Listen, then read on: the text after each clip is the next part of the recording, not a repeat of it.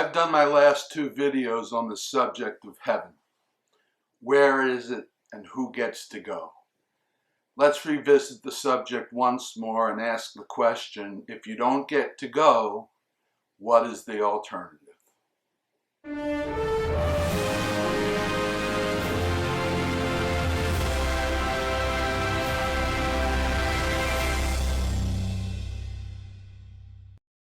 Shalom, my friends. Yes, that is the elephant in the room. What is the alternative to going to heaven? Before I dig in, I want to thank yet another new patron to the Rabbi study. If you are interested in supporting us in this way, I will leave a link to patreon.com in the description box below the video. Now let's dig in. In my previous two videos, I mentioned certain beliefs I hold that make these videos relevant. They included a belief in a non-physical God and therefore a non-physical plane of existence, the belief in a non-physical human soul that is not affected by physical death, and the belief that being a decent person, no matter how you became one, is what matters to God. I'll be sharing some more in this episode.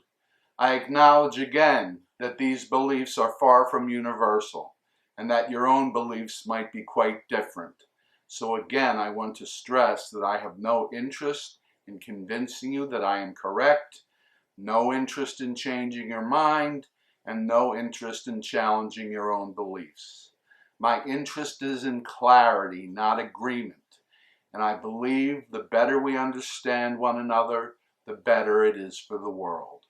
Please keep that in mind as you watch today's video. All I want to do is make my own thinking clear to my viewers, and I invite and welcome alternative views in the comments box below the video. As we have seen recently, there is some overlap between Jewish and Christian views on this subject, and some differences as well. The same is true today, so let's begin with the overlap. Both Judaism and Christianity teach that there is reward and punishment after death.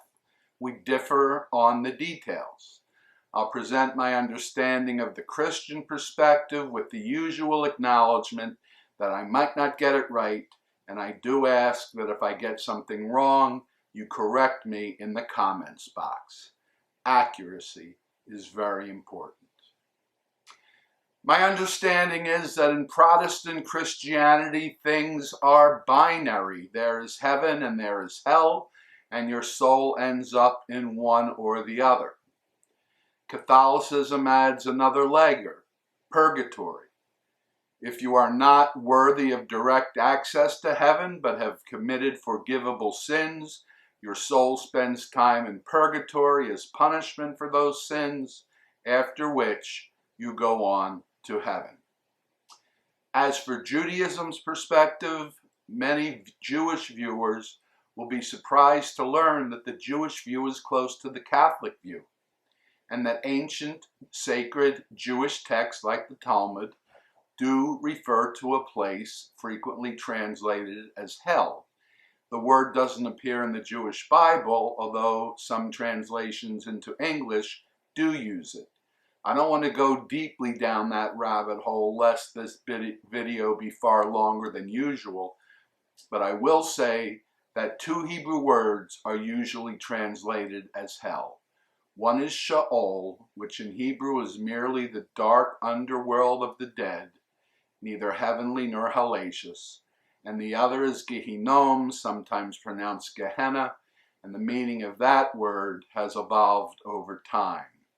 It was originally a place where the Bible tells us human sacrifice occurred in Canaan, and so the place was cursed. Eventually, it was understood as where the souls of average Jews, not the ultra-righteous, but the majority of us, are purified before being admitted to the world to come. If you think that sounds like purgatory, you're exactly right. But now I'm going to set texts aside and share my personal beliefs with you.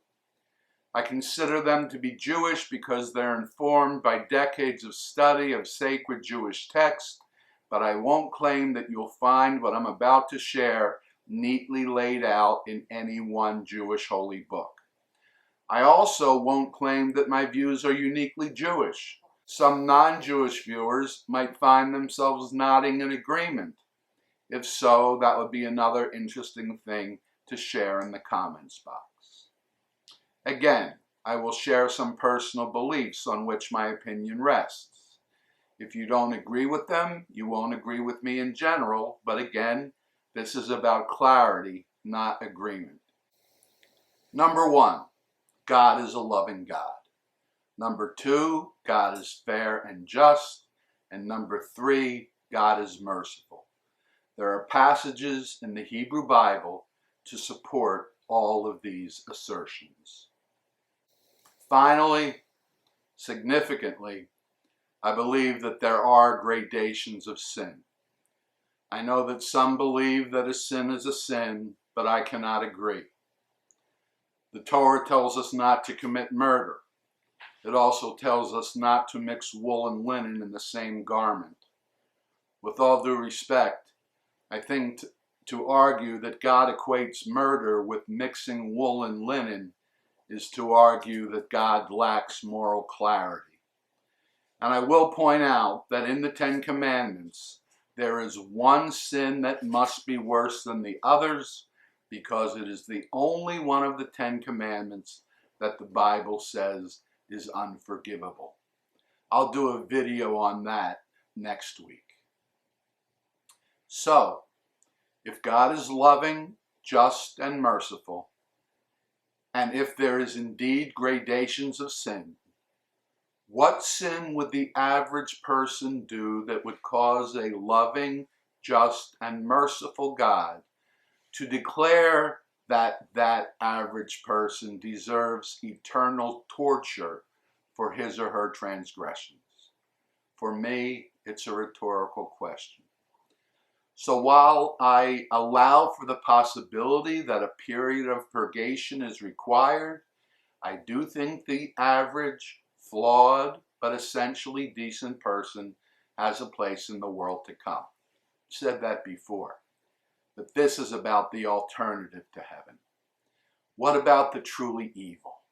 The Hitlers, the Stalins, the child rapists and molesters, those whose evil is so great that it cannot be quantified. I think there are two possibilities. One is that they are simply denied the blessing of existing for eternity in the presence of God.